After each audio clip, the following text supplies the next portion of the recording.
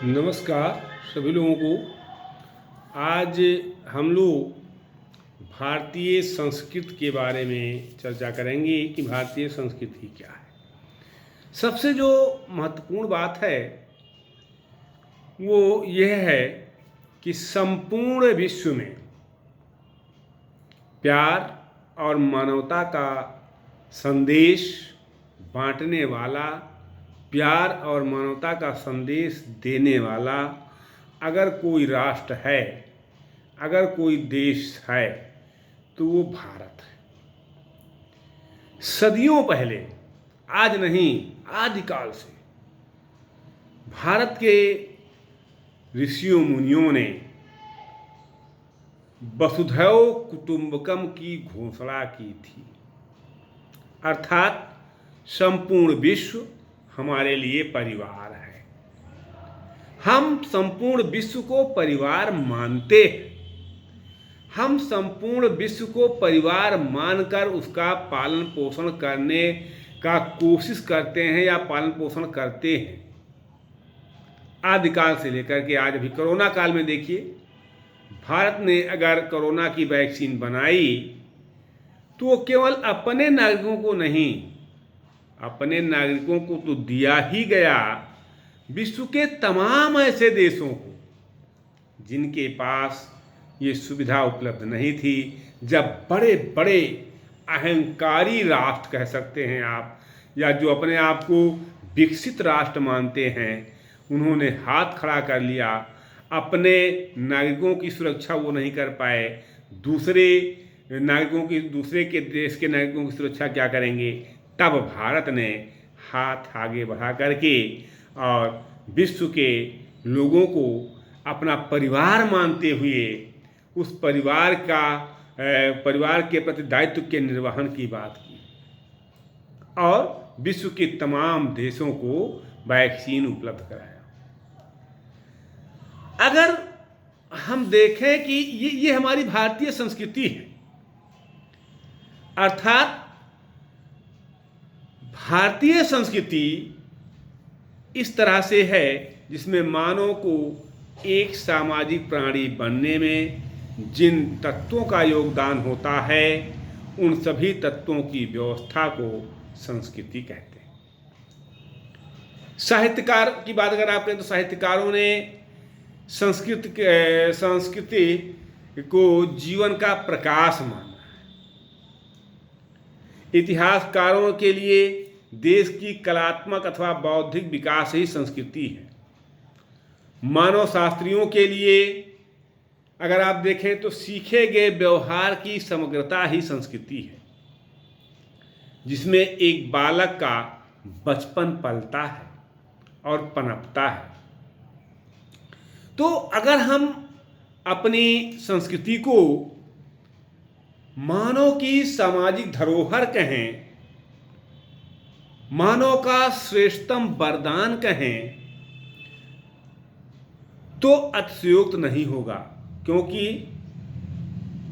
हमारी संस्कृति हमको नैतिक, आध्यात्मिक और जो है बौद्धिक उन्नति का मार्ग प्रशस्त करती है। हम अगर भारत की सुरक्षा चाहते हैं, अगर भारत की समृद्धि चाहते हैं, अगर भारत का विकास चाहते हैं, अगर हम ये चाहते हैं कि पुनः भारत अपने अतीत के गौरव को प्राप्त कर सके, जो विश्व गुरु के पद पर प्रतिष्ठित था वहां पहुंच सके,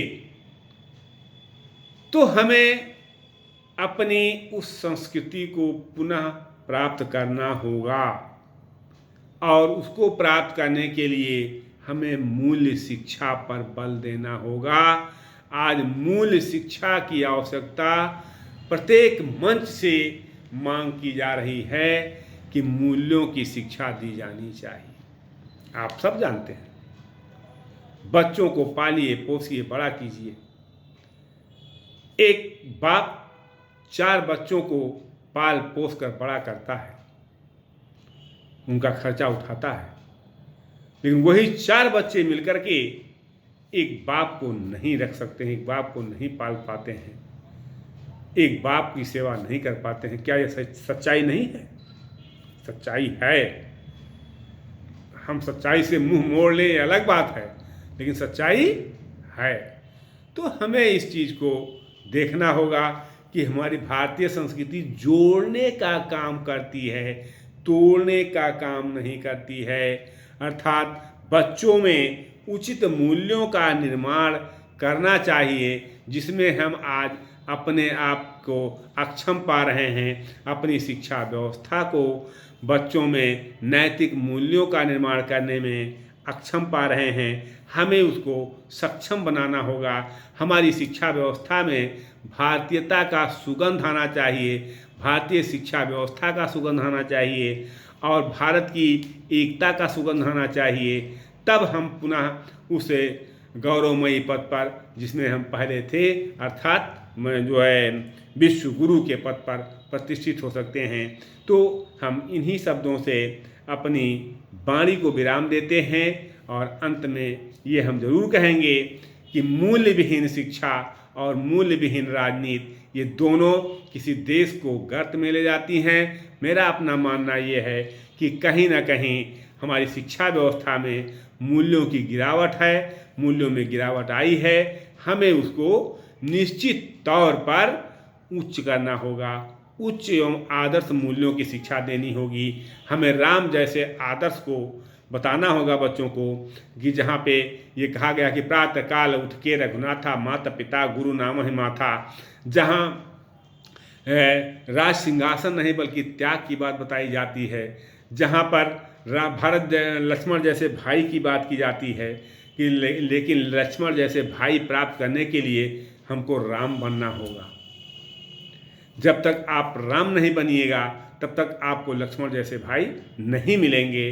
तो दोनों तरफ से देखिए, इस तरह से हमको आज अपनी शिक्षा व्यवस्था पर निश्चित तौर पर सुधार करने की आवश्यकता है, जो हमारे नैतिक मूल्यों से, नैतिक आदर्शों से ओतप्रोत हो और हम बच्चों को अच्छी शिक्षा दे करके उनमें नैतिक गुणों का विकास कर सकें। इन्हीं शब्दों के साथ मैं अपनी वाणी को विराम देता हूँ। बहुत बहुत धन्यवाद सभी को। वीडियो अच्छा लगे तो लाइक और सब्सक्राइब जरूर कीजिएगा।